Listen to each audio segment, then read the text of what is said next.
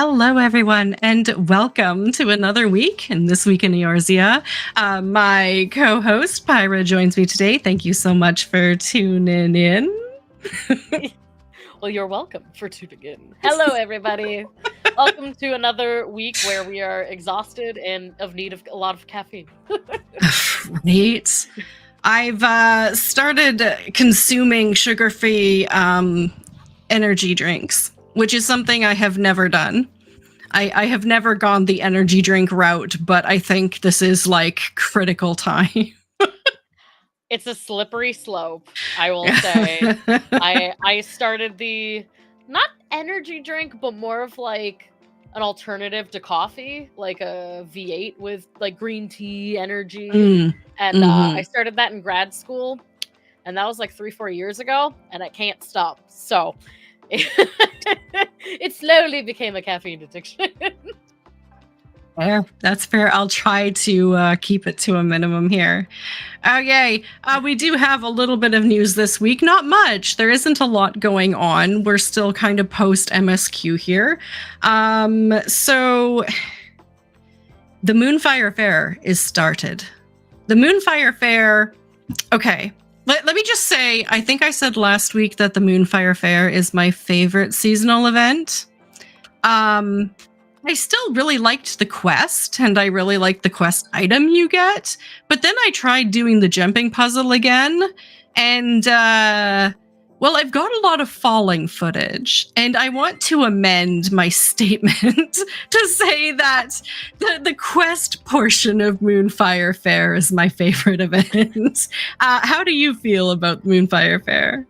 As someone who is abysmal at jump puzzles, it is something that I look forward to, and then I start doing it, and I'm like, I hate this thing. I hate it. I'm so bad at it. So put me back at Savage, where I'm at least half doing it. But jump puzzles are like, I get too angry. It's worse than PvP. Yeah. In my anger level of frustration. So it was fun, though. Besides that, very small this year. But it's really nice to see everyone out and about in their summer garb, and the emote's really cute. I just wish it was persistent. I will say. Yes, Especially yes. with the Washoe being a persistent emote from the Namazu quest, like, you could have given us a persistent fan. So I'm a couple points docked off for that, but otherwise pretty good. Yeah. No, I feel that. I'm gonna have to put together some sort of montage video, I think, of the highlights of Moonfire Fair, and it's just me falling on my face like 500 times in like 2 minutes. Yeah. Just put the audio clip where they ask you if you're fine, but you're not really fine. Exactly. So that ends August 26th. And until then, you can catch previous Moonfire Fair items like glams and emotes and stuff on the online store. So if there's previous event stuff you don't have, you can claim it for a little bit of a sale price until the end of the fair. More DDoS attacks. Have you been kicked out again, or just lag? I know lag has been like a huge problem over the past week. Yeah, thankfully just lag for me, but I had some people in my Discord mention a couple times in the past week that they completely got kicked. And I was like, oh, maybe it's a connection thing, not DDoS. But then, of course, we get the Lodestone update that there has been DDoS attacks. So it's been a little bit of a struggle. I would have hoped that they would have kind of died off and we wouldn't have heard about them for a few months at least, but it just seems like they keep coming back, unfortunately. Yeah. Okay, and Dawn Trail is their official soundtrack is coming out. They've announced the date, October 30th, and it comes with a minion. It does. Should we even say the minion? Is it drum roll? Actually, do we have a drum roll? Actually. Close no. Close it's a drum, right? Okay. Close. Zero. We have a Zero minion coming, and Zero's another one of those controversial people, hater or lover. I loved Zero. I think she's adorable, so I'm hoping to get this album myself, even just for the little Zero minion walking behind us. Absolutely. I wish that we had gotten to see more of her pre Memoria history, because seemed like a really cool person who kind of paralleled the Warrior of Light in a few ways. So absolutely, yeah. I hope she comes back. I definitely hope it's not a character that kind of lived and died in those post quests, and I hope that we get more experiences with her for sure. Absolutely. Okay, and Yoshi P is coming up with a retirement plan. Apparently, so there was an article, a JP article, and we think he's said this before, but pretty much saying that if he were to retire ever, and from game dev, he would possibly be a streamer. Which didn't seem like it was too far off, but one of the things that was kind of funny to me is that he would like to give advice on solving daily life issues as part of his stream. And then maybe some like game dev and talk about that stuff. But I don't know about you, Debbie. I would absolutely call Yoshi P himself to get some like life advice. How about you? Okay. Look, as a person who gives life advice on stream, I think it's a fantastic idea, but I think Yoshi P really needs to embrace that retirement living before he goes and does that. Like, Yoshi P looks like a guy who needs advice and not a guy who gives advice. So he needs to like sleep more and quit smoking and eat better and, sleep sometimes. So, yeah. Yeah, and then he can give life advice. Right. It's one of those things, though. I've also heard him say on multiple occasions that, like, he never wants to retire. Like, the only way he's going to stop is if he literally, knock on wood, don't want to say it out loud, but, like, keels over and kicks the bucket. So I don't know if he'll ever retire. And if he does, it's probably going to be like, I'm retired, as he's, like, in the Square Enix office, like, huddled over, like, what you doing there? You should change that. What you doing there? You should do this. So I would love to see, like, on a serious note, I think if he streamed, it'd be pretty cool because he's already such a facet of the community in his own way. But we'll see if he ever actually retires. That's fair. That's a fair point. Okay. Is that all the news? I mean, I know it's a slow news week, but I think that's pretty much it. We're still waiting to hear about kind of what's next with the MSQ. They should start soon releasing patch 7.1 information. So we're kind of holding our breath on that. Now, a little bit of a tidbit is they are doing some maintenance August 28th. This is supposed to be a little bit bigger because they're shutting down the EU servers at that time. So maybe around that time we might get some more information. So absolutely. Yeah. And I think it's kind of one of those things, especially with 7.05, I think is like anytime that like a Savage tier drops and we got like the Savage and the maps, I think that's like the next big step after the actual expansion launch. So right now I think it's going to be one of those times where they're really just taking a couple days to like relax and maybe like a weekend off, right, granting spoiled. Some vacation time requests. Yeah.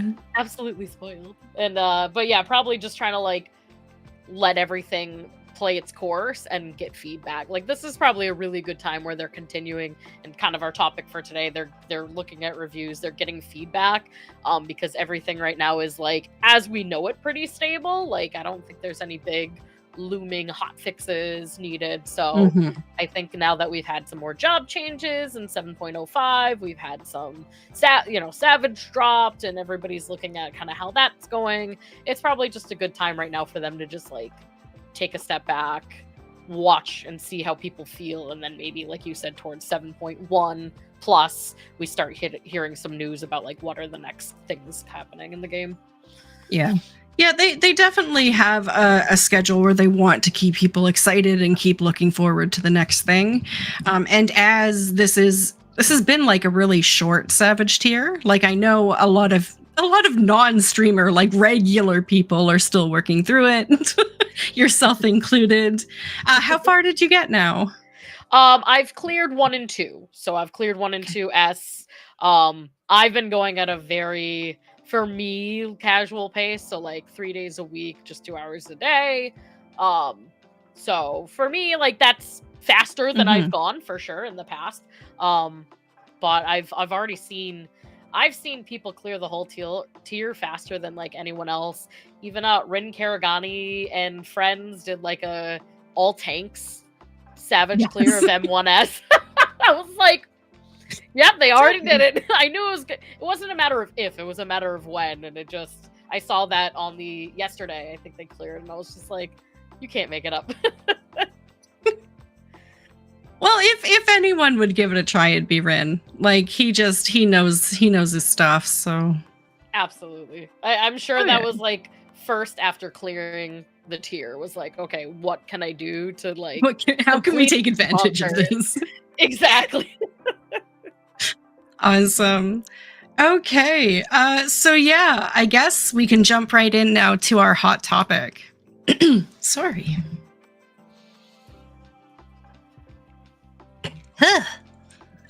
So Metacritic reviews for Dawn Trail are out.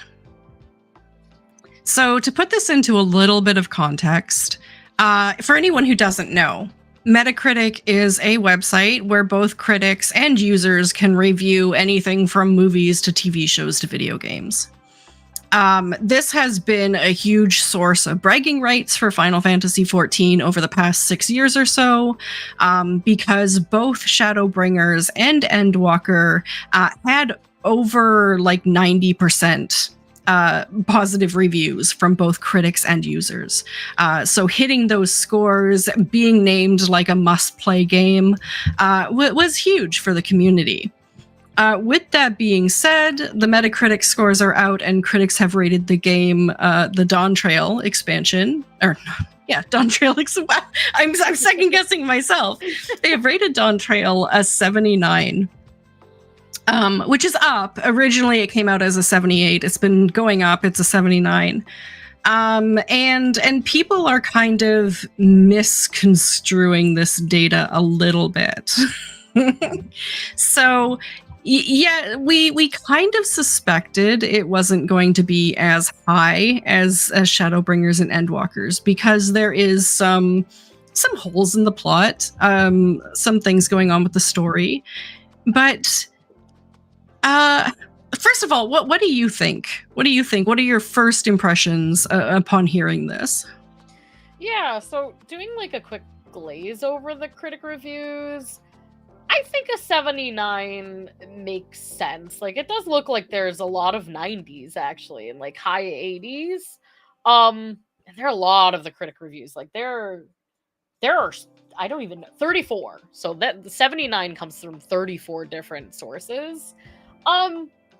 I personally rate it higher, but I like that it's 79, unlike some of the user scores that look completely abysmal and like other end of it. So yeah, that's the other half of this topic. So keeping in mind that a rating of something like a game or an expansion includes so many facets. So you're talking about Dawn Trail, which includes voice acting. It includes story writing, visual scene development. It includes character writing, just music. So many things factor into these scores that something in the 70s is fair, but like the music, what points do you possibly have against the music? Like that's a clear 100 out of 100 there. And there are so many highlights of the expansion that maybe a poor story drops it down into the 70s. You can understand that, but the reviews from the fans don't seem to correlate with the critics in this case. So I'm going to put on screen kind of something we're seeing. I mean, there are names on there, so I'm not going to dwell. But I mean, this is public information you can get right from the site. You can see the most recent critics reviews being in the 75, 80, and 85 range. And the latest user reviews being 0, 0, and 90. Zero. Zero. And the user reviews are out of 10, so it just added, yeah. But I mean, okay. So we're seeing that. We're seeing fans posting reviews like zeros on the expansion. That skews the data a little bit, doesn't it? Like, how could you look at everything that we've seen and possibly rate like that? Or are people just rating emotionally? Like, is it a protest vote? I'm not sure. I don't know. What's going on, Pyra? Ah, gosh. I feel like this is the case of like reviews and anything where a lot of the times it's not the people that have a good experience that are rating.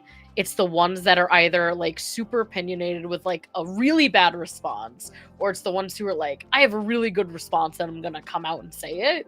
I feel like it's too polarizing of like those kind of feedback, and not enough of like people giving their honest review. It's kind of like when you see somebody get DoorDash, most of the time they're not rating a 2, 3, or 4. They're either going to rate like the best or the worst and nothing in between.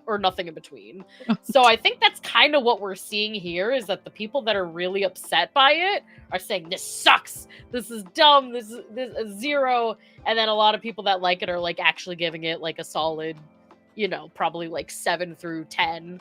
And then you get the people in between that are actually critically looking at the game and like giving their honest opinion, but glazing over without calling out names or anything. I feel like a lot of the zeros are kind of not delving into like that score. They're just saying like, this sucks, 0, without any kind of extra information. Yeah, no, and I think what I'm feeling personally is that's across the board on social media, on YouTube. Everyone who's discussing Dawn Trail is being overly harsh without a bunch of details. Yeah. Like you can go and you can see, like, I read an article that was like a list of 10 plot holes in Dawn Trail. It's like, yeah, okay, I can legit see there are 10 plot holes. We found most of them. We were upset by most of them. That's a story writing issue. I don't think you can blame the voice actors for plot holes. I don't think you can blame the music for plot holes. I don't think you can blame, the ambiance, the zones, the side characters, all of that. So it's a very specific issue. Yeah, maybe there's some direction problems there too. That should have held like more bits and crumbs towards any possible solutions they might have for those holes. But I mean, have we lost the ability to think critically? Like, I think the blaming of the potholes, like blaming other things on the potholes, is like going to a restaurant and blaming your waitress for how your food's cooked. It's not the waitress's fault. They're bringing out the what the chef made. You can't blame them, but I think it's the first thing that people latch on to and say like, oh, well, this is the, like they'll say the voice actor is like, oh, they didn't do this, and it's like, well, that might have not have even been in their control. So I would hope that more people are thinking critically about it, but at least the ones that are loud about it aren't seeming to always be having a critical eye to the game. I mean, honestly, I would score the voice actors a 10 out of 10 just simply for having to say those words multiple times in the exact same way. Like, I couldn't do that from stream to stream. I couldn't do that from paragraph to paragraph, let alone stream to stream. Like, I don't even know English that well, no matter words that I'm like, huh? Man. No, but I suppose the point and the reason this is such a hot topic is because we would love to have a discussion with everyone about their feelings on the expansion. As a community, I think that's healthy. Debating it, what did you like the least? What did you like the most? Having those discussions. But if one side is just like, no, zero, end of story, won't listen to any other opinions, you're garbage if you think anything else, like that is a bit of a problem. There's no way to counter that argument. And it borderlines like toxicity too, where even if it's like, everyone's completely entitled to their opinion, but if you can't have kind of like an open conversation about it and like talk about, critically, like what were your favorite parts, your least favorite parts, why, it's kind of a toxic energy around like, well, this sucks because it sucks. Like, yeah, that doesn't, it also is hard too, because that attitude also doesn't help the dev team grow. If they're just hearing this sucks because period, and that's it, like they can't take that information and do anything with it besides feel bad. Whereas having, reading some reviews, and even if it's not the same view as I have, but if they have like more information and more kind of reasoning and their own kind of thoughts and feelings, that's something that we can talk about, person to person or whoever, and then B, the dev team can take that information and actually think critically. But without proper kind of backup, you're just yelling to the wind. And so I think that's kind of what a lot of people are doing, is not thinking through and just like throwing out an opinion, which is valid, but it's also like, well, what do you want us to do with that opinion? There's nothing we can do with that. Right. And I mean, we want to make sure that there's still like civility and everything. Like, we don't want to see some of these zero reviews translate into anyone from the dev team getting death threats or getting, any sort of terrible messaging. And voice actors have been reporting all sorts of terrible communications as well. Like, we really shouldn't be attacking the people personally if you have a problem with a bit of the story. I think it comes down to too, like, you and I are good examples of people who really like this game impacts our lives, like our personal lives and who we are. But at the end of the day, it is just a game. So anybody who's like actually like a verbally assaulting, or you know what I mean, or just like being rude and disrespectful, it's like, take a step back.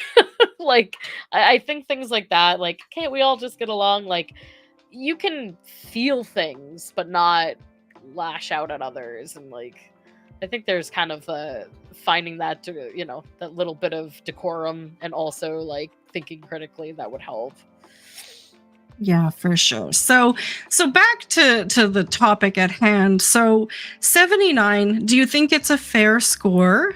And do you think that the dev team should have been trying harder to make it 90 or higher?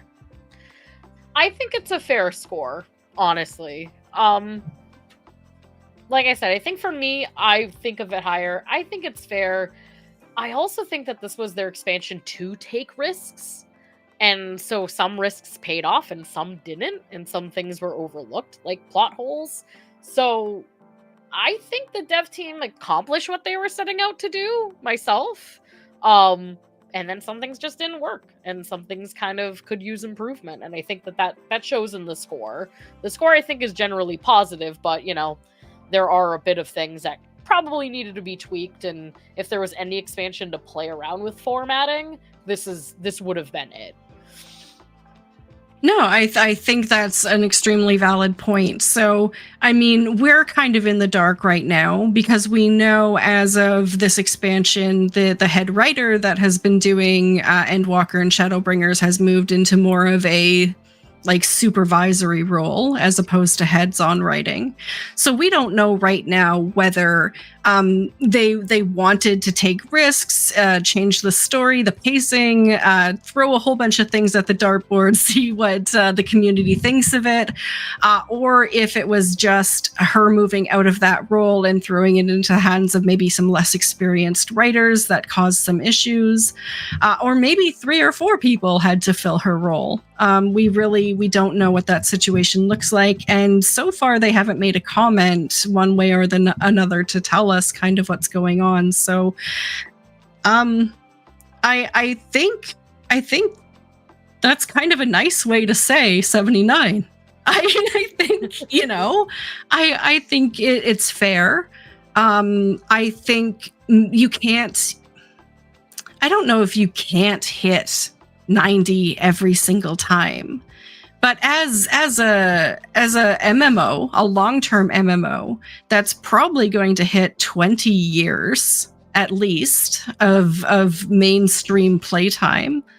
They've got a lot ahead of them. And they can't continually keep outdoing themselves. It's never going to be possible. It's never going to be possible. Absolutely. I think we said that exact thing last time too. Last time we were here was just you're never gonna one up. And if we're equating this to like if you're in grade school or like high school or anything, 79 is still passing. 79 is still good. Yeah. Yeah, it's like a high, like a C plus, almost a B. So it's I don't think it's bad to look at things critically and say like anything below 90 sucks. Like it doesn't suck. It just has room for improvement. And I think that's kind of where Dawn Trail landed. And I think you can look at that score and also be happy with it. Like if I were part of the dev team, I still think that a 79 is a success. It's not a failure. And yeah, there's absolutely room for improvement. But I don't know if we'll ever get a game that's above like, you know, like that's not that A++, that 100. Like that's never gonna happen. That's an unrealistic goal. So I think anything that's kind of in that green and above, like perfect. You're there. You've made it. Yeah, absolutely. And it leaves us to be optimistic about the future. Like if they're arcing back up again and we're going to see the same trajectory into the end of this arc that we saw at the end of the last one, there are some wonderful things to look forward to. So I'm going in with cautious optimism. I'm still of a mind that maybe a lot of the flaws we have with the MSQ are going to be resolved. So we were told with Endwalker that the story concluded at the end of 6.0. That was it. That anything 6.0 and onward was branching into the next arc. But we didn't get that for Dawn Trail. So it's going to follow the format where all of the post MSQ is still part of the Dawn Trail story. So the story isn't technically finished yet.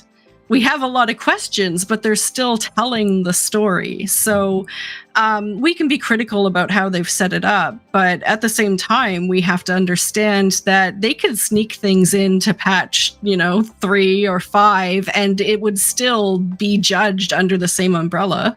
Absolutely. I think it's kind of like what Yoshi P has said in the past too about the past 10 years up through Endwalker, where some of the decisions that they made at the beginning, they didn't really have a plan for them, and they kind of made it up as they went, or they took player feedback and like kind of, intertwined it into the story as made sense. Some characters we weren't supposed to see, but they became loved. And so it's like, okay, we're going to figure out how to make them part of it. And so I think a lot of the open-endedness of Dawn Trail still excites me because we know that there is no finite end at this time of the story. Like there will be, but for now there are so many loose threads and they could take it in so many different directions. So I'm still kind of that cautious optimism of I'm still hopeful that we will be getting some more good parts of the story, and it's just not going to be until the post quests. Yep. They could be like, ha ha ha, fooled you, like those fake endings to movies where they do like post scene and then post scene and then post scene. Yeah. Okay. Do you have anything else to say on this topic, or are we moving on? I don't think so. I would just recommend to viewers and beyond, if you are going to be putting up your honest opinion, review video or Metacritic or tweet or anything, just think about it critically, because like I said before, it's very hard to have a conversation about something if it's just an opinion with no context. So if you're going to do it, you're completely valid however you feel. However, if you want it to maybe be thought of with your peers and maybe even the devs, just think about it for a minute and talk about it. Add some detail. Support your claim. Yeah. Exactly. Okay. So we've done a lot of talking about what's going on. What are we not talking about this week?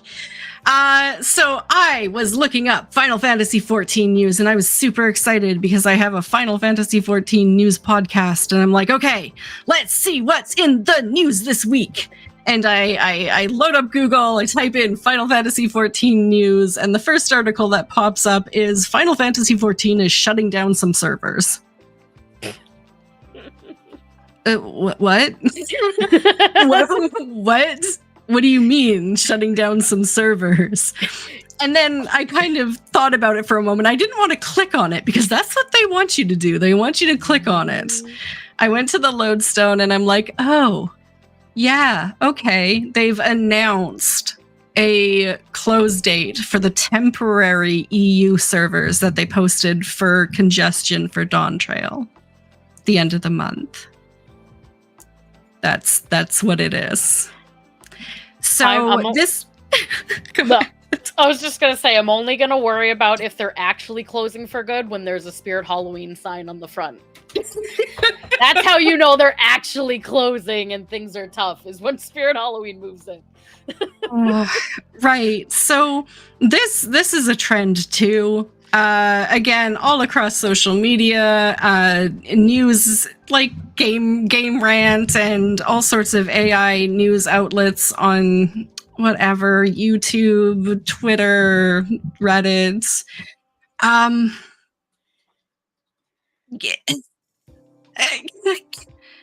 can't even talk about it. What do you have to say about this type of sensationalist news marketing? It's exactly that. It's sensationalism because, and it probably correlates really well with the Metacritic reviews coming out. Right. People are, there are a lot of polarizing opinions about Dawn Trail that haven't been for the past 2 expansions. So a lot of these news sources are just eating it up, and anything that seems even minorly controversial, they're going to make it so sensationalized and toss it out there. And if you understand the game, if you know about the servers and you know that they're not just coming through and hacking away costs and servers, it's not a bad thing. It's not a sign of bad things to come, but unfortunately they're playing on people's fear right now, and they're playing on people's harsh reviews and critiques, and they're trying to just ride the wave of the clickbait. Yeah. Do you have anything else to say before we put this topic to bed? And it's never going to happen. News sources will always be the clickbait, but for the viewers, if you are reading something, do your research. Do your research. Don't fall for the clickbait, because a lot of the times it's completely out of context, and this is absolutely one of those moments. Yeah, for sure.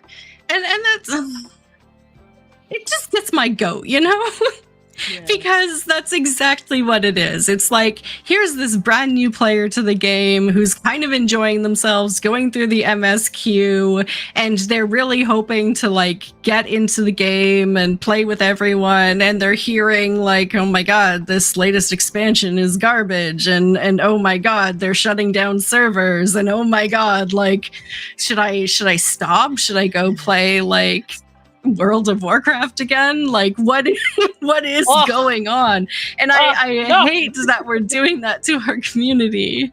Yeah. But like you said, there's no way to really stop it. It's a financial thing. Views equal money. They're doing it for the money. I I suppose my last thoughts is before you use that as like proof, before you start arguing like, oh yeah, Dawntrail is garbage because like, oh, the company is in danger and they're shutting down servers, and like before you start referencing this as actual news, make sure you understand the real story behind it. Absolutely. And that's what people do. They're just like, oh yeah, I saw an article saying this, and they don't really. A lot of the times too, when it's new players, they don't know. So there some people are just gullible, and like, no offense to them, but it's dangerous. It's dangerous kind of to the game to be like acting like the sky is falling when it's not. If anything else, it makes my Praetorium runs really annoying. Because I'm listening to people argue about this sort of stuff, and I'm like, so don't. We're going to put it to bed. We're going to bury it. We're going to smash it with a hammer. Like,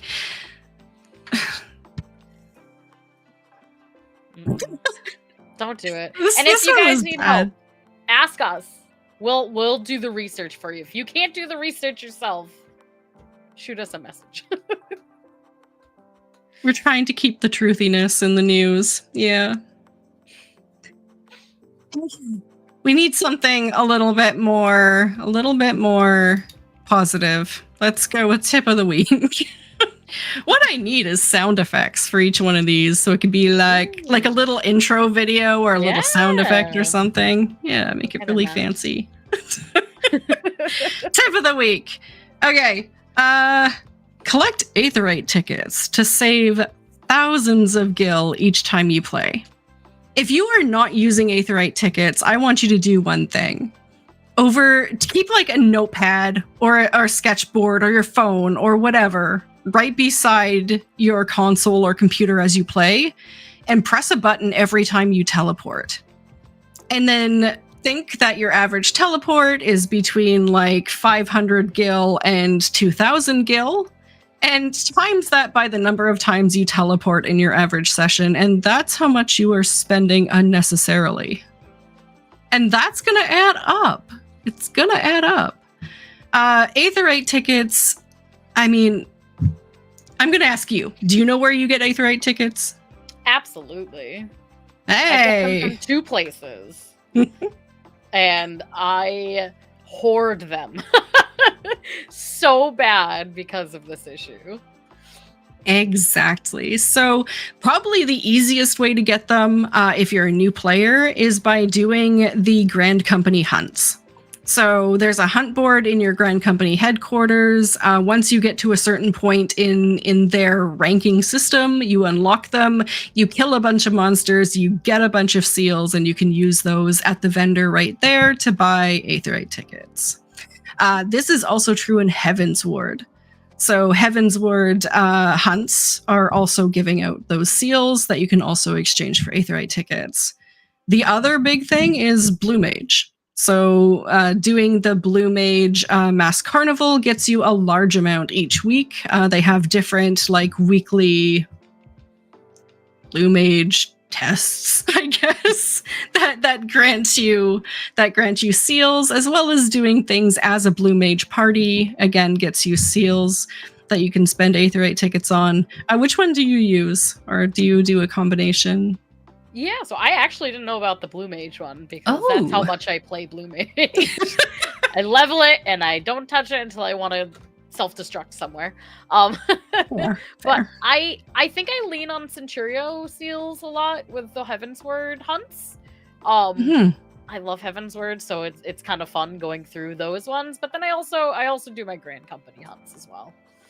Yeah, so it doesn't take very long, especially the weekly hunts that give you 100 seals. You just go into the zone it says, fly around until you get the message on the screen saying your mark is like to the west of you, and go down, kill it. It's less than level 60.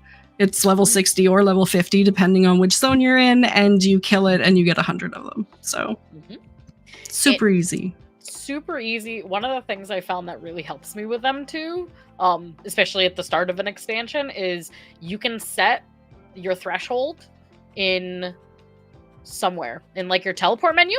So if you only want the Aetheryte tickets to work like on 500 or above gil, it can do that. So if it's like a small teleport that's only like less than 5 or however many gil, you can pay for it out of pocket, and then once you hit the threshold, it kicks into the Aetheryte tickets. Yep. Yeah, no, absolutely. So if you want to know how to do that, you just go to your teleport menu, and there's a little tiny like settings button in the top corner that you can click on. Bet you didn't know that. So a lot of boxes in the game have little settings buttons that you hardly know exist unless you click on them or someone tells you they're there, but they exist. Mm-hmm. Awesome. So that is the tip of the week. It will save you literally thousands of gil. Absolutely. If not, like millions after years of playing if you never use them. There you go. There you go. Community check-in. So, we are still accepting pictures of Arcadian clams. Fine. On our Discord. So if you haven't submitted, please go show us your glams. As long as Pyra's progging, like we should be taking a look at those glams. It'll be a while. Please look forward to it. Please look forward to it. But I did release a new poll on YouTube today. We're going to cross-post it onto the other socials and discuss it next week. This is about Gil. So there are so many Gil guides out there. Every single YouTuber in the Final Fantasy XIV community has created at least 3 Gil guides. What number are you on, Pyra? I haven't released one yet. Oh. If I release one, it's most likely going to be a parody one, though. Okay. Because I don't know if I'm going to give much more information than everyone else has given. If everyone wants Gil, how do we get it fast? How do we get it, like, easy? How can I get millions and millions of Gil without doing anything at all? That is what everyone wants to know. But how much Gil does a player actually need in Final Fantasy XIV? What is your comfort zone? That's the poll that's up. Go take a look at it, answer it. We'll discuss it next week. Pyra, do you want to give just a little bit of a preview? What Gil level do you think you're comfortable at? Where is your happy place for Gil? What's the max amount of Gil that you can get in game? That's one of the answers on the poll, actually. So I know where you're going. So, a realistic answer, has a backstory for me. I am obsessed with Namazus. If you know me, Namazu everything, Namazu everywhere. I need my 50 mil mount. I don't feel comfortable spending 50 mil until I have another 50 mil. Why? Don't ask me why. But that's, so like 100 mil? And that's kind of like way more than I think anybody needs, but I like shiny things, so...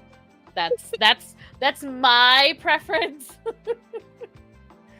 Awesome. You see, I used to think I'm like, oh well, anything over 5 million is a waste. That used to be me. But then I started streaming and I started getting a little bit ambitious, and I'm like, well, maybe I want a medium house. So I needed that 16 to 19 million for a medium house, and then I'm like, what about a large house? So I needed at least 50 million for a large house, but then you need to decorate a large house, and then there's also glams.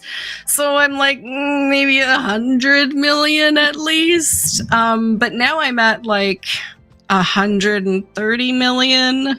So I'm thinking maybe about 130 million is my happy place. Are you happy? Is that what you're telling us? I'm happy now. I mean, they're old throne. I'm good. I wouldn't turn down more Gil. I'm just saying.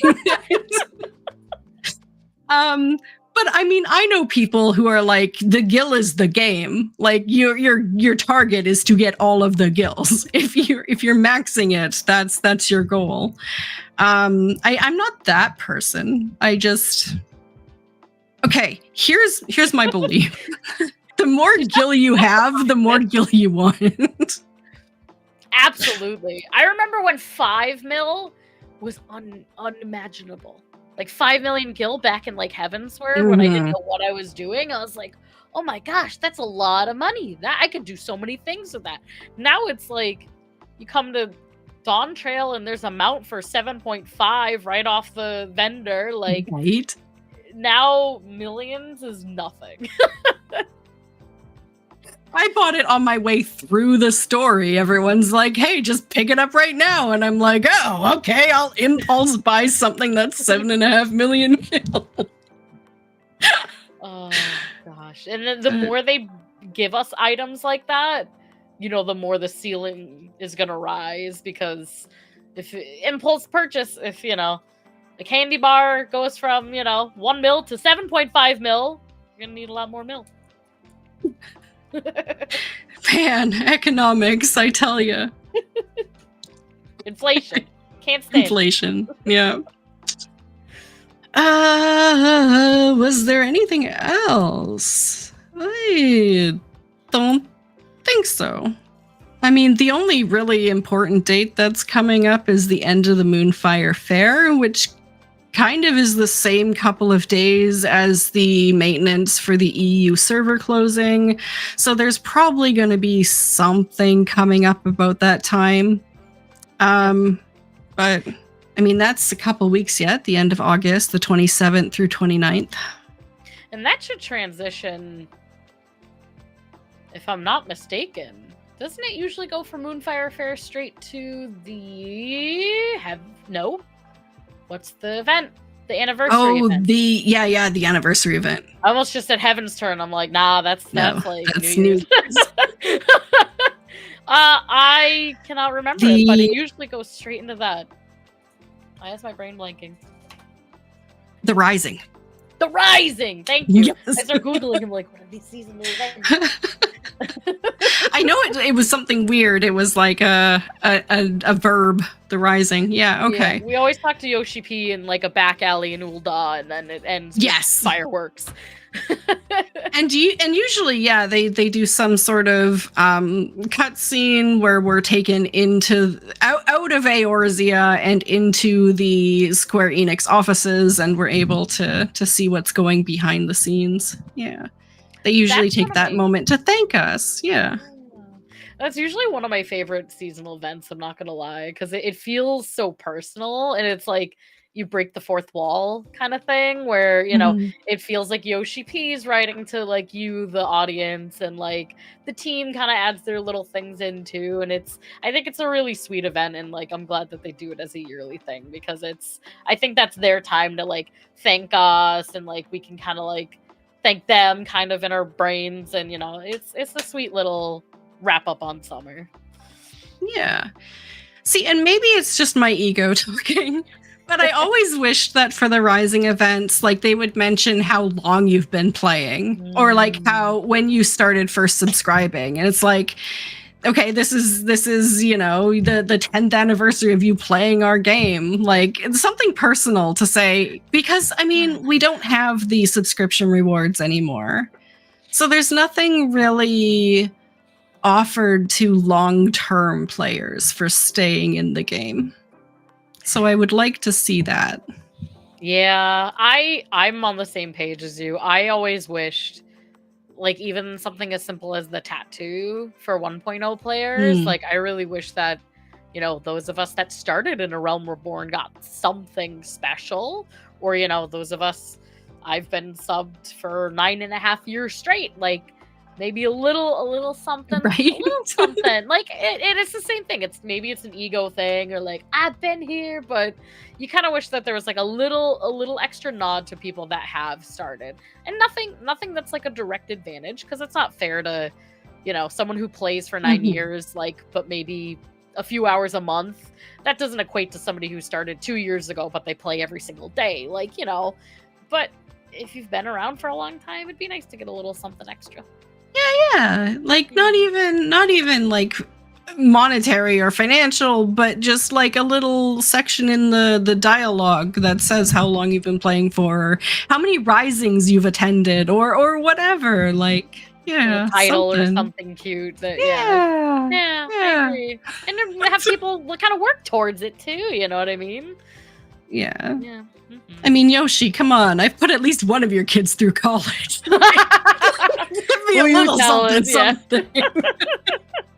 Just give me some Square Enix stock and we'll call it even. If not, something in the game. Me and my Fantasia addiction has been paying your family for over 10 years now. Just walk up to Yoshi's house. See that bread on the table? That's my bread. I bought this bread. Oh my god. Well, yeah, I think that's everything today. Do you have anything else you'd like to mention? If not, what will you be up to this week? Nothing else to mention as far as stuff in the game this week. For me, I am doing more Arcadian Savage. We just got some people through M1 and we're getting them through M2. We had some people kind of drop off, so please look forward to that. My birthday is Sunday. So happy birthday!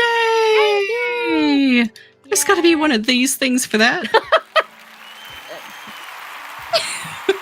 Congratulations on getting older. Crowd control stream where people can come and sabotage my game directly and wish me a happy birthday in stress. Do you know what game you'll be playing, or? It's a community vote, either Skyrim or Stardew Valley. Either way, a bunch of crabs will probably be invading my game. I've been threatened with crabs for either game.